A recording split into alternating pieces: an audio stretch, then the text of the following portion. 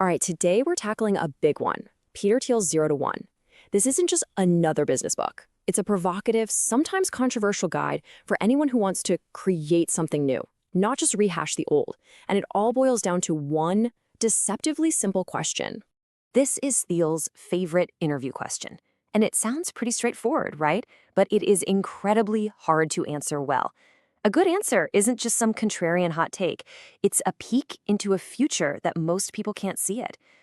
Thiel says that brilliant thinking is rare, but what's even rarer is the courage to think for yourself. Answering this question is really the first step to seeing the world not just as it is, but as it could be. So how do we actually build that future? Well, Thiel says there are really two ways progress happens.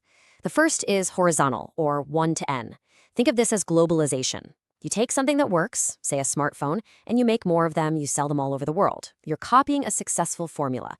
But then there's vertical progress, 0 to 1. This is technology. This is creating something brand new. It's going from having a typewriter to having a word processor. That leap from nothing to something, that is the real game changer.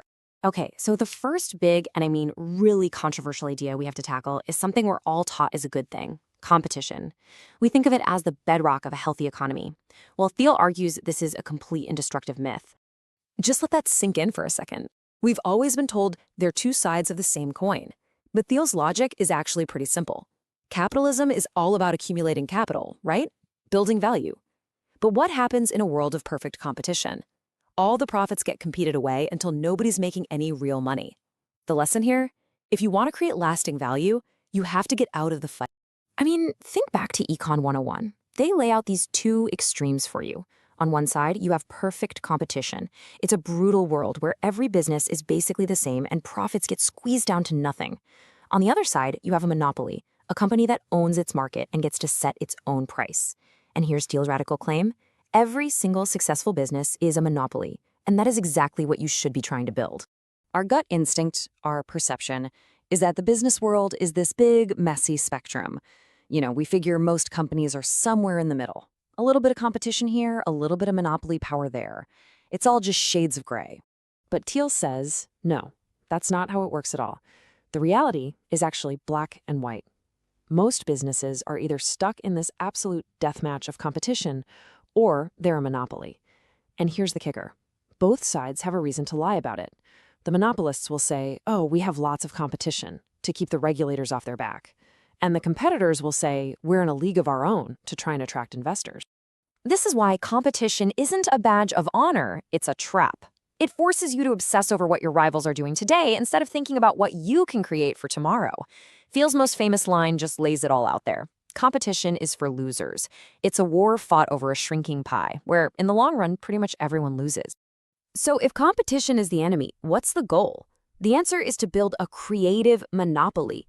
And listen, this isn't about being an illegal, strong-arming bully. It's about creating a company that is just so good at what it does that it literally exists in a category of one.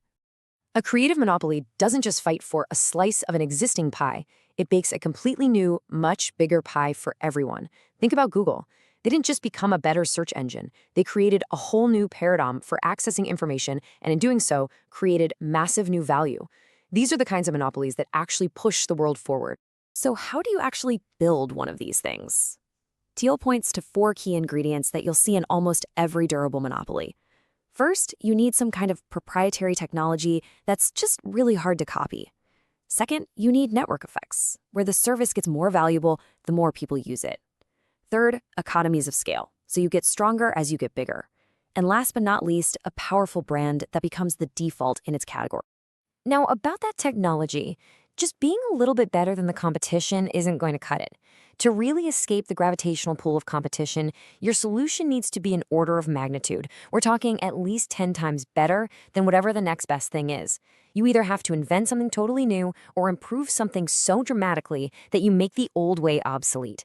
Think about PayPal. It was so much better than mailing a check. It wasn't even a fair fight. But here's the thing.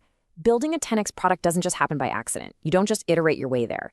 It actually requires a huge shift in how you think about the future. It requires having a definite plan. Because as Thiel argues, even a bad plan is way better than having no plan at all.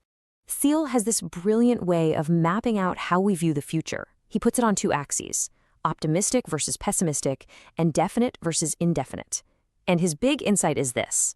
Over the past few decades, the Western world has made a massive shift away from what he calls definite optimism to indefinite optimism. Definite optimism was the mindset that built the modern world. It's this core belief that the future is going to be better because we have a concrete blueprint for how to make it better. It's the kind of thinking that dreamed up and then actually built things like the Golden Gate Bridge and sent people to the moon. It's having a real vision. Now, contrast that with today's dominant mindset, indefinite optimism. We generally believe the future will be better. Somehow, we just don't really know how. So instead of making big, bold plans, we just hedge our bets. We tell students to collect a bunch of extracurriculars to have a well-rounded resume for some unknowable future.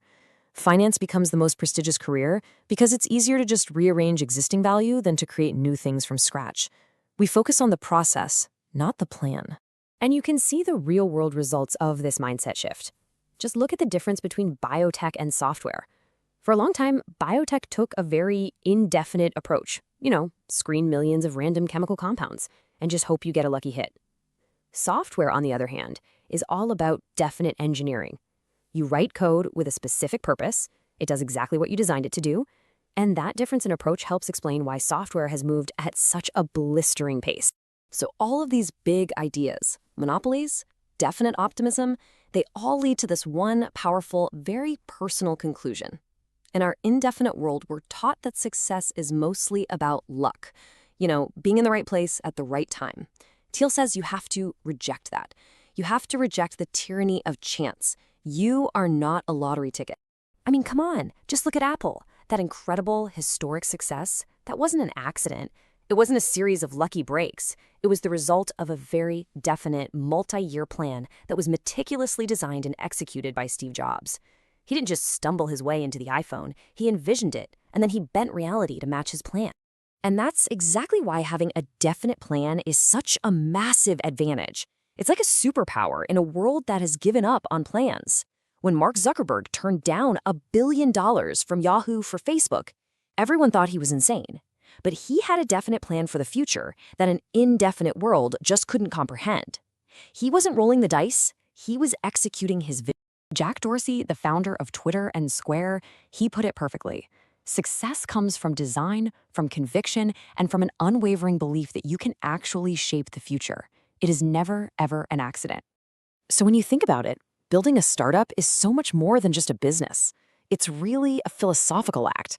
It's the ultimate expression of definite optimism. It's you drawing a line in the sand, taking control of one small piece of the world, and declaring that you are going to build a specific, better future. And that brings us right back to where we started. All of Thiel's ideas are really a challenge to every single one of us. Stop just copying what already works and start creating something new. Reject randomness, make a plan, and build the future you actually want to live in. So the only question left is, what will you build from 0 to 1?